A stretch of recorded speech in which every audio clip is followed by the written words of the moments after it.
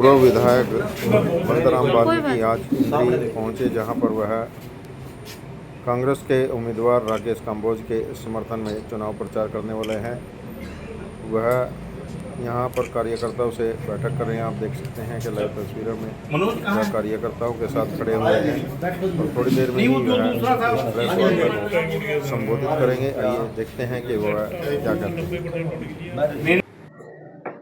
Bharatiya Janata party ने 2014 के अपने घोषणा पत्र में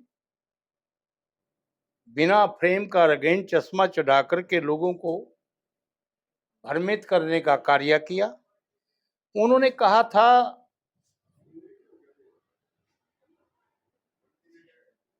कि भाजपा अनुतोदया के सिद्धांत के अंतर्गत जो लास्ट पायदान पर जो इंसान होगा, हम उनको न्याय दिलाने की गारंटी सुनिश्चित करेंगे, जो कि ऐसा नहीं किया। उन्होंने 2014 के घोषणा पत्र में ये भी कहा था कि जो अनुसूचित जाति के लोग गवर्नमेंट की सुख सुविधाओं से वंचित रह गए हैं, हम उनको न्याय दिलाने का भी कार्य करेंगे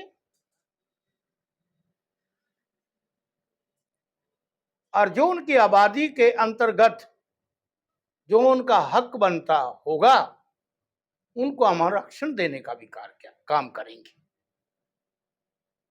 2014 के घोषणा पत्र में उन्होंने तीसरी बात एक और कही कि जो छुआछूत के लपेट में जो लोग पीड़ित हुए हैं, जिनको सामंतवादी के सोच रखने वाले लोगों ने थ्रू करके दूर किया है, नजरअंदाज किया है, हम उनको लोगों के बराबर लाने के लिए मजबूती देंगे, बराबर लाने का काम करेंगे और उनको अत्याचारों से मुक्ति दिलाने के लिए सब कामों से हर प्रकार से उनको विकसित करने का काम करेंगे, जो कि नहीं किया। फिर उन्होंने एक बहुत बड़ा छलावा दिया। क्या छलावा दिया कि हम अनुसूचित जाति के लोगों के लिए एससी आयोग बनाएंगे। उस आयोग के अंतर्गत अब सभी हम न्याय दिलाने का कार्य करेंगे, जो कि वो बात निराधार साबित हुई। उन्होंने आयोग के नाम पर एक छत के नीचे एससी आयोग का चेयरमैन भी बैठा दिया, ओबीसी आयोग का चेयरमैन भी बैठा दिया।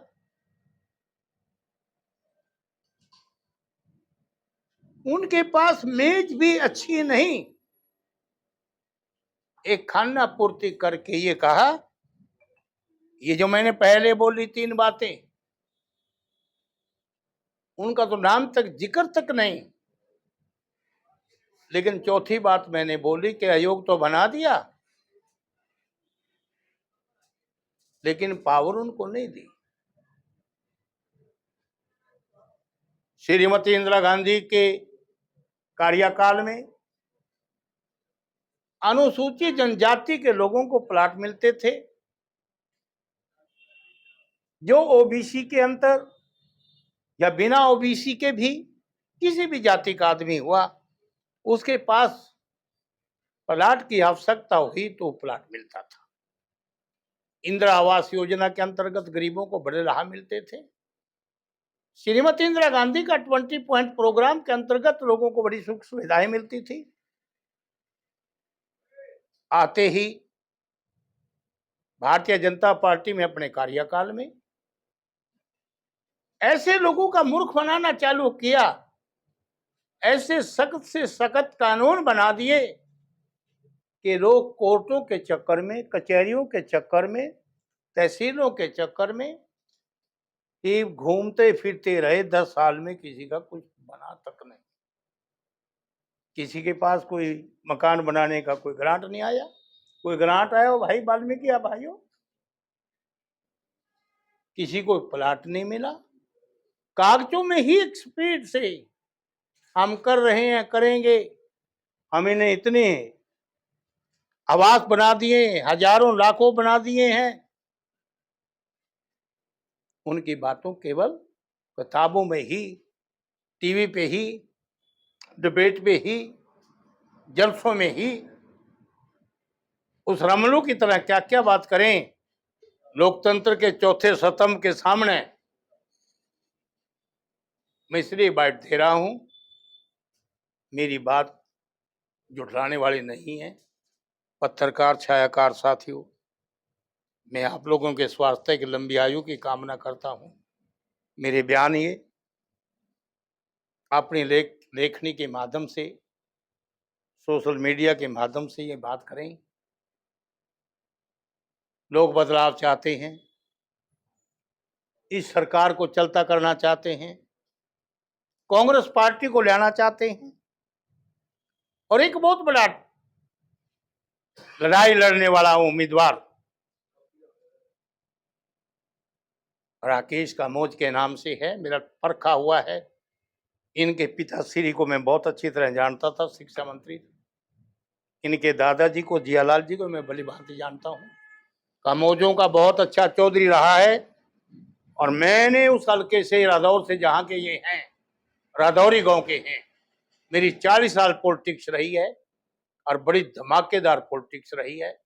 मैं बनताराम वाल्मीकि, मैंने सबसे पहले बताना चाहिए था, मैं एक्स MLA भी हूं, और अखिल भारतीय वाल्मीकि महासभा का राष्ट्रीय अध्यक्ष भी हूं। इसलिए मैं आह्वान करने के लिए आया हूं दलित समाज के लोगों को कि आने वाली 5 तारीख को निर्भीक, निडरता से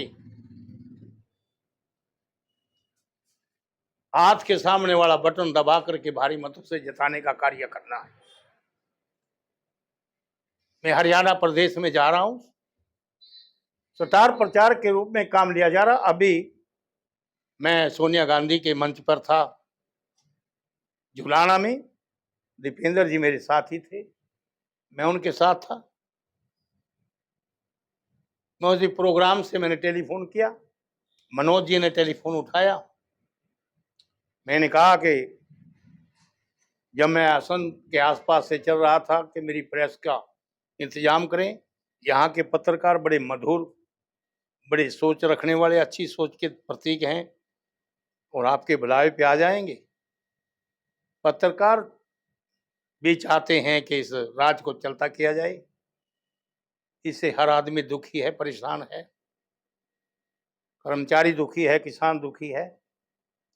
किसानों के 750 के करीब किसानों की हत्याएं की हैं, कोई उनकी बात सुनने के लिए नहीं आया। किसान, मजदूर, दुकानदार, कर्मचारी, अधिकारी का चोली दामन का साथ है, एक दूसरे का रिश्ता है। किसान के खेत खलिहान में कुछ होगा तो पक्षी के घोंसले में भी दाना दुनका जाएगा। तो किसान की कमर टूट गई तो मजदूर की उससे पहले टूट जाती है, दुकानदार की उससे पहले टूट जाती है। तो ये मेरा वर्षन जो था, ये बताया है, अगर गरीब लोग 85% लोग वो गरीब जनता ग्रामीणांचल में रहती है, उनका अगर भला चाहते हो, अपना भला चाहते हो, न्याय चाहते हो, सारा कुछ जो है ना कि शिक्षा के ऊपर ले लीजिए। सरकारी स्कूल बंद होने के कगार पे हैं, नई भर्तियां नहीं की, कुछ नहीं की। 2 लाख लोग ऐसे पड़े, 2 लाख भर्ती करने का वायदा किया है माननीय चौधरी भूपेंद्र सिंह जी हुड्डा ने, प्रियंका गांधी ने, राहुल गांधी ने, कांग्रेस हाईकमांड ने। वे हमारी सरकार आती है 500 रुपये का सिलेंडर मिलेगा, इलाज के लिए 25 लाख रुपए का प्रावधान रखा है, 6,000 पेंशन का प्रावधान रखा है, दिव्यांग लोगों को 6,000 पेंशन का प्रावधान रखा है, विडो को 6,000 रुपये पेंशन का प्रावधान रखा है, और इतना ही नहीं, जो किचन में काम करती है महिला किसी भी जाति की क्यों ना हो, उसको 2000 रुपये देने का भी प्रावधान रखा है। आप पूरे प्रदेश का दौरा कर रहे हैं, क्या पोजीशन कांग्रेस की, क्या पोजीशन? एक तरफा माहौल है, एक तरफा 65% सीटें आएंगी। मैं 100 रुपये के सर्टिफिकेट पे एफिडेविट, बोलिए आप क्या पूछना चाह रहे थे? 65% सीटें मैं 100 रुपये का स्टाम्प लिख के दे सकता हूं, एक तरफा है, और 70 भी हो सकती है। लगता है क्या है कि जनता की उम्मीदों पर बीजेपी खरा नहीं उतर पाई? नो नो नो नो, मैंने क्या कहा है? बिना प्रेम का रंगीन चश्मा चढ़ा के ही, केवल टीवी पे ही, केवल कागजों में ही, केवल अपने दफ्तरों में ही, अपने दफ्तरों को 5 स्टार भी उनके सामने फीका है। कहीं उन्होंने किसी की दुख सुख नहीं पूछने की बात नहीं की है। कांग्रेस के बड़े बड़े नेता जो है बीजेपी में शामिल हुए हैं, क्या फर्क पड़ेगा चुनाव में? कौन से नेता हो गए सामने? कौन सा बड़ा नेता है बताइएगा। आप हरियाणा में किसी जिले की बात पूछिएगा, किसी हल्के की बात पूछिएगा, मैं हर हल्के के 5-4 आदमी बताने का। ये कुछ साथी मेरी इसलिए बात परवाह नहीं कर रहे थे कि मैं वाल्मीकि समुदाय से हूँ, मैं राष्ट्रीय अध्यक्ष हूँ अखिल भारतीय वाल्मीकि महासभा का। मैं 2 बार विधानसभा में रादौर क्षेत्र से रहा हूं। मैं एक बार कहा करता था किसी भी अफसर से, दोबारा मैं कहा नहीं करता था, और उससे पूछता था अधिकारी से कि काम करके मुझे रिपोर्ट देना, और देते थे। सर, भाजपा सरकार जो है वो एक बताओ कौन सा गया है कांग्रेस का टूट के? भाजपा सरकार एक दावा कर रही है कि आगामी जब भी सरकार बनेगी तो जो डिप्राइव्ड सेक्शन है उनको नौकरियों में प्राथमिकता मिलेगी। इस पर भी आप क्या कहेंगे? हमारा, मेरी बहन मेरी उम्र से बहुत छोटी है, मेरी बेटी के बराबर है। हमारा एक हरियाणा में एक मसाल प्रचलित है, पत्या ना पत्यावा अपनी ऐसी तैसी करावा है। 10 साल में नहीं उन्हें कुछ दिया देंगे कोई? क्या विश्वास करोगे जब 10 साल में कुछ दिया ही नहीं? तो जनता दुखी होकर के इसीलिए बदलाव चाहती है। हाँ, you are right, I agree. अभी नैब सिंह सैनी को जिस तरीके से मनोहर लाल खट्टर को बदल के नैब सिंह सैनी को रखा गया, ये ओबीसी समाज की वोटें लेने का है, ये क्या क्या कहेंगे? केवल और केवल एक छलावा देने के लिए, वोटा लेने के लिए, कुछ नहीं है। हम हरा रहे हैं उसको। अभी मेरे गांव, अभी मेरा 6 बजे से प्रोग्राम है, मकौली जाटान में प्रोग्राम है, और मेरा प्रोपर बाबैन में है। मेरे प्रोग्राम लगे रहते हैं, 30-35 प्रोग्राम डेली करता हूं। मैं चौधरी देवीलाल जी की नर्सरी में तैयार हुआ हूँ। बीजेपी तो सबका साथ सबका विकास की बात करती है, ड्रामा ड्रामा, अनुसूचित जाति के लिए जिस तरीके से करेगी, सबका साथ और नुका हमारी जेब के पास, कुछ नहीं है। क्या है कागजी कागजी, बिना फ्रेम का रंगीन चश्मा चढ़ा करके आर्टिफिशियल चीफ मिनिस्टर है। नैब सैनी आर्टिफिशियल चीफ मिनिस्टर है, जचता ही नहीं था चीफ मिनिस्टर। चीफ मिनिस्टर आंख मिला के बात ना करे तो अफसोस है। आपकी आंखों के बीच में काला है ना, और मेरी आंखों के बीच में काला है। आपको दिखाई दे रहा, मुझे दिखाई दे रहा, वो ऐसे ऐसे करता है, कभी आंख नहीं बढ़ाता इसे। नैब सिंह सैनी तो बात करते कि जितना काम मैंने 56 दिन में किया, इतना भूपेंद्र सिंह हुड्डा ने 10 साल में नहीं किया। क्या मानते हैं? मुझसे क्या कहलवाना चाहते हो? मैं ये कहना चाहता हूं कि आर्टिफिशियल चीफ मिनिस्टर है, पटल पे तो कुछ नहीं। पटल पे कुछ हो तो बताओ, दिखाओ। बिना पर्ची की नौकरी, सब ड्रामा है, नौटंकी है, नौटंकी है, नौटंकी, छलावा है। देख लेना आप 8 तारीख को, सबसे पहले हार के जाएगा वो। जैसे पहलवान जो है ना, चित्त होने के बाद ना पीछे मट्टी झाड़ता जाएगा, ऐसे भागता जाएगा। 11-12 बजे उसके लड्डू बढ़ जाएंगे हार के। आप अपने समाज के लिए क्या संदेश लेके? मैं अपने समाज के लिए कहने के लिए आया हूं, सबसे बड़ी वफादार कौम वाल्मीकि है, जबान के प्रतीक है। मैं अपने भाइयों को कहने के लिए आया हूं कि राकेश कम्बोज को एक वोट देने का काम करें। और कल मैं 20 गांव में जाऊंगा, आप जरा नोट करें, लिखें, तो मैं 20 पॉइंट बजाऊंगा। मैंने जो है ना टेलीफोन पे ही 20 प्रोग्राम तय कर दिए, और अब मनोज को डिक्टेशन दे के जाऊंगा कि इनकी वाल्मीकि कार्यकर्ताओं के हर प्रोग्राम में ड्यूटी लगा देंगे कि इतने उन गांव में मैसेज दे के आएंगे, और उन गांव में फला कार्यकर्ता मैसेज देके जाएगा। मैं कल भी इस गांव में जाऊंगा। अच्छा, दिसंबर वाल्मीकि जी अभी पहुंचे थे, उन्होंने भी 2-3 गांव का दौरा किया, क्या कहेंगे? कोई चेंज कहाँ आए? पहुंचे हैं? कल सोरा में आए हैं जैसे, हाँ, किसकी सपोर्ट में है? वो राम कुमार कश्यप की सपोर्ट में आए जो बीजेपी से प्रत्याशी हैं।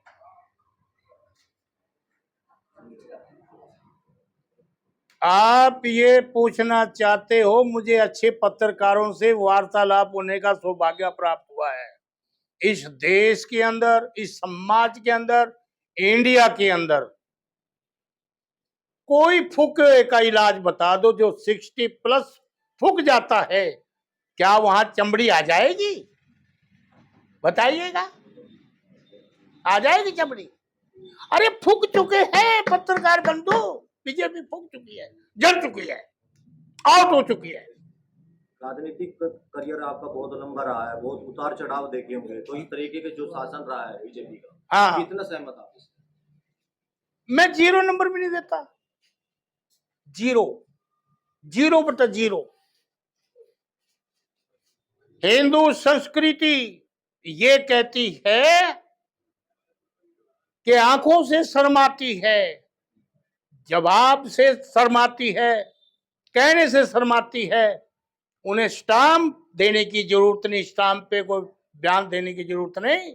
हमारी ये हिंदू संस्कृति कहती है, जबान होती है कि हम ये दे देंगे आप लोगों को। हमने जबान दी है, हमने जबान दी है कि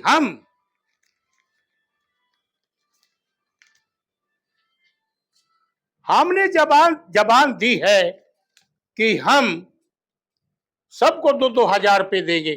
घर में काम करने वाली, किचन में काम करने वाली महिला को हम 6-6 हजार रुपये, बुजुर्गों को पेंशन देंगे, अमानतों को पेंशन देंगे 6,000 रुपये, हम विधवाओं को 6,000 रुपये पेंशन देंगे, हम 500 रुपये का गैस सिलेंडर देंगे, हम जो है ना मरीज को, बीमार आदमी को 25 लाख रुपए तक का इलाज फ्री कराएंगे, अपने पर गवर्नमेंट पे करेगी। हमने कहा किसानों को समृद्ध बनाने के लिए हम MSP की गारंटी, तत्काल फसल मुआवजा देने की बात करेंगे, हम पक्की बात कह रहे हैं। और हम गरीबों को छत के लिए 100-100 गज के प्लाट देंगे, हम प्लाट मकान में बदलने के लिए 3.5 लाख रुपए पैसा देने का काम करेंगे। हमारी गारंटी है ये छाप देना। बीजेपी कहती थी कि किसान का एक दाना खरीदा जाएगा और किसान आज सड़कों पे बैठा हुआ है, आज भी किसान सड़कों पे बैठे हुए हैं। अरे सड़कों पे सड़ रही है, अगर हाथ डेरियों में मारे गैस हो गई है, गैस गैस गैस। अगर ये बैठे हैं तो कहीं बिक रही है, तो बिक रही है ये। बोलो, पूछो, देखो, मैंने तो सिखाया नहीं इनको। और ऐसे बात करते हैं बीजेपी के समय में कर्मचारी जैसे मुलजम हक, जैसा हकम मुलजम से बात करता है। कहाँ के उठा रहे हैं आप? हमारे बीच में से हो, विदेश से तो आए नहीं हो। अभी विधानसभा चुनाव चल रहे हैं, ऐसे में बीजेपी से प्रधानमंत्री, गृह मंत्री आ रहे हैं, कितना फर्क मानते हैं चुनाव पर पड़ेगा? जब कोई पल्ला कुछ नहीं रहा तो कोई आ जाए, कोई आ जाए। स्पष्ट बहुमत से कांग्रेस आ रही है, आपको कहना है स्पष्ट बहुमत से कांग्रेस आएगी? स्पष्ट बहुमत से नहीं, एब्सोल्यूट मेजॉरिटी से भी ज्यादा, एब्सोल्यूट मेजॉरिटी। टक्कर किसके बीच मान रहे? मेरा तो ख्याल है कोई टक्कर नहीं है, कोई टक्कर है ही नहीं। कौन कहता टक्कर है? एक तरफा चुनाव है, यहां को टक्कर है उम्मीदवार अब बेचारा, दुश्मन ना उसका डर नहीं, मित्र ना उसके भले की उम्मीद नहीं। मैं भी पकस का मेले हूं। कोई बात कहे पत्रकार बंधु, मैं छोटी बात, मुंह से बड़ी बात नहीं करना चाहता। मेरे से टेलीफोन पे अभी SHO से बात कराओ, उसको पता लगेगा कौन बात कर रहा है। अरिसा MLA से बात करा लो, जो पता ही लगे किसी ने, मैं बताऊंगा जो सरकार का तरफ। क्या लगता है बीजेपी ने जिस तरीके से राम कुमार कश्यप को दोबारा मैदान में उतारा है? मेरा तो ख्याल आप जंची नहीं बात, शरीफ आदमी है, कमजोर आदमी, राजनीति दबंग आदमी की है, राजनीति बंताराम वाल्मीकि जैसी की है। या राकेश का मौत जो कितना बढ़िया, पुलिस की परवाह नहीं करी थी, बात कहने से चाहे पुलिस की लाठियां बरसकी थी, और अपनी बात कही, चुक्या नहीं। मर्द छोरा मर्द। तो कल राकेश कंबोज के लिए आप प्रचार करेंगे इंद्री में? आप प्रचार की बात करेंगे, मैं जिताने की गारंटी लेता हूं। 100 रुपए का स्टाम्प अभी ले आओ, अगर कोई इसको हरा दे। ये बनता राम की स्टेटमेंट है, मैं जिताने का हिम्मत रखता हूं। मेरा समाज 100% वोट देगा उसको। और जो विशंबर वाल्मीकि आया है, उसको कह दूंगा अपना बिस्तरा बांध कर वापस चला जा। नेता हूं मैं, राष्ट्रीय अध्यक्ष हूं अखिल भारतीय वाल्मीकि महासभा का, इतना कहने का भी दम रखता हूं। और क्वेश्चन कीजिए आप। इंद्री की जनता से क्या अपील करेंगे? ये कमौज नंबर 1 बात काम करने में, नंबर 1 पे कमौज आता है, नंबर 2 पे सैनी आता है, नंबर 3 पे सरदार आता है, नंबर 4 पे जाट आता है, नंबर 5 पे ये आता है रोड, नंबर 6 पे गुज्जर आता है, नंबर 7 पे राजपूत आता है। नंबर 1 पे काम करने वाली जाति को पता है कि किसान के कितने दुख दर्द है। मैं धन्यवाद करता हूं चौधरी भूपेंद्र सिंह हुड्डा का, जिन्हें बहुत बढ़िया अच्छा उम्मीदवार दिया। मैं उसके लिए सपोर्ट करने के लिए आया हूं, 36 बरादरी के लोगों को आह्वान करने के लिए आया हूं। सर क्या कहेंगे, कुमारी शैलजा कहीं ना कहीं चुनाव प्रचार में दिखने रही? कौन कहता है?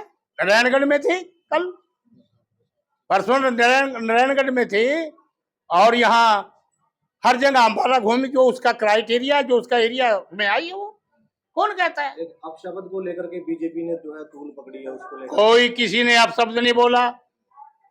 आज मुझे, अरे भाई, और किसका बेटा और किसका पोता किसी के कब्जे में हो?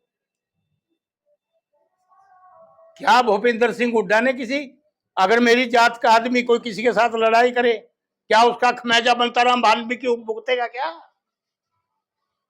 अगर किसी जाट ने, अनपढ़ मोल्लर ने कुछ कह दिया, तो हुड्डा साहब ने कहा शैलजा मेरी बहन है, और जो ऐसी गलती करेगा हम माफ नहीं करेंगे उसको। बड़ी बरादरी है, मेरी भी बड़ी बरादरी है। मनोहर लाल खट्टर तो कह रहे कि बीजेपी में आने के लिए बातचीत हो रही है।